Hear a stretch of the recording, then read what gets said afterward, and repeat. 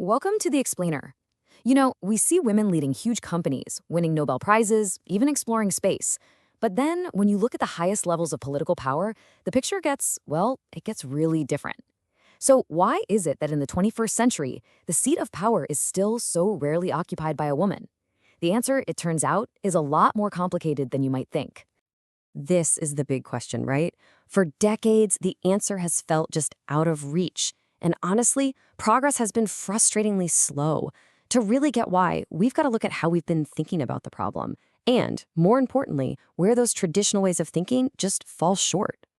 So historically, movements for social justice have kind of stayed in their own lanes. On one hand, you've got feminist movements, and they are, rightly so, focused on sexism.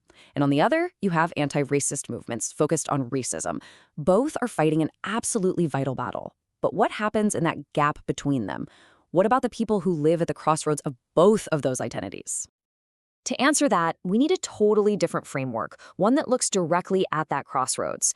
And this brings us to the core idea for our entire analysis today, the intersection of identity. And the term for this framework is intersectionality. Now, this isn't just about adding different identities together, like you're ticking boxes.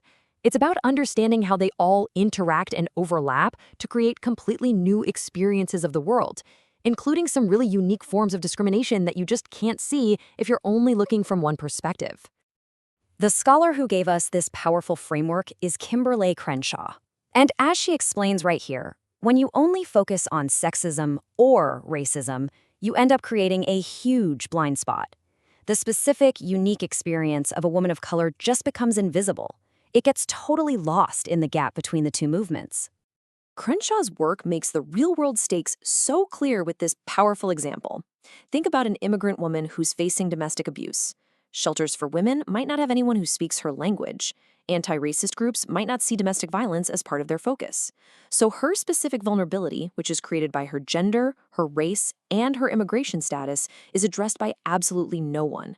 She's just left stranded at the intersection. Okay, so how does this play out in the world of politics? If this framework shows us who gets left behind by policy, what does it tell us about who gets to make that policy in the first place? Well, the raw numbers really paint a stark picture.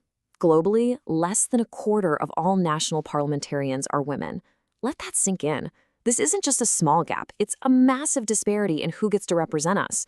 And believe me, this number hides even deeper inequalities.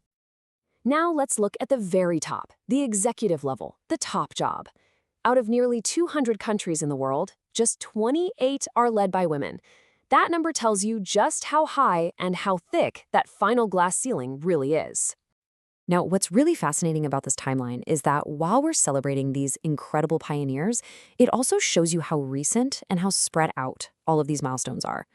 Progress isn't some steady march forward, it's a series of really hard-won breakthroughs against a backdrop of pretty intense systemic resistance. So what are those barriers? Using our intersectional lens, we can see they are definitely not the same for every woman.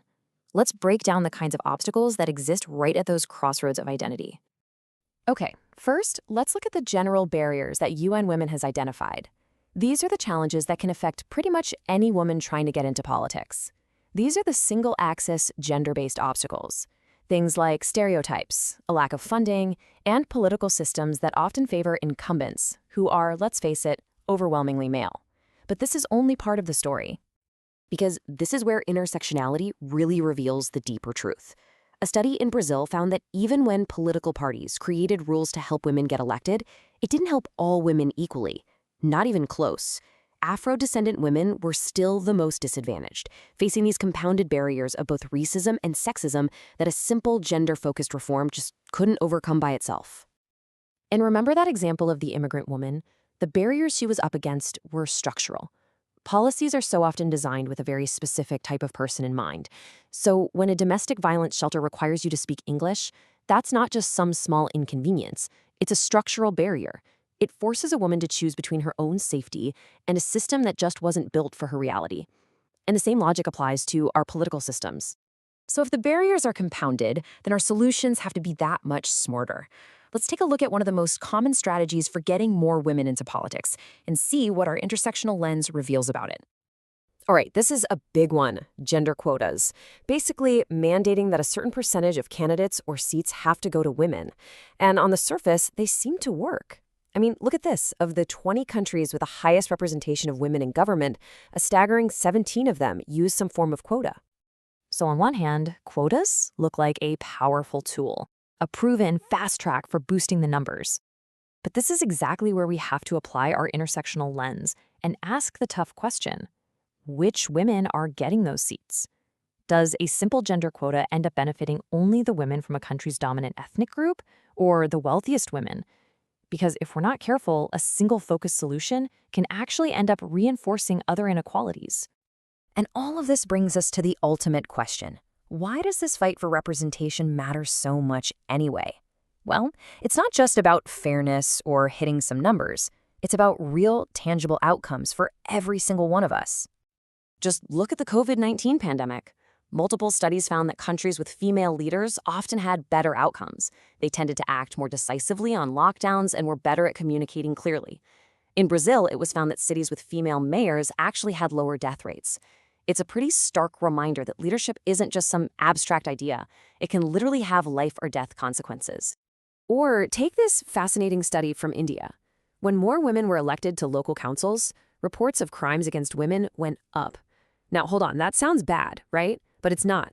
It wasn't because there was more crime, but because for the first time, women felt safe enough to actually report it, and the police were more likely to listen. Representation didn't just change the council, it changed how the entire justice system worked for its citizens. So what all of this evidence points to is a pretty simple truth. When you change who is in power, you change what that power is used for. Priorities shift towards public goods like healthcare, education, and safe infrastructure in ways that benefit the entire community. Which brings us right back to our question. We've seen that just aiming for more women in power is not enough. Intersectionality forces us to ask a much better, much deeper question. If representation is the goal, whose reflection are we actually trying to see in the halls of power? Thanks for joining us for this explainer.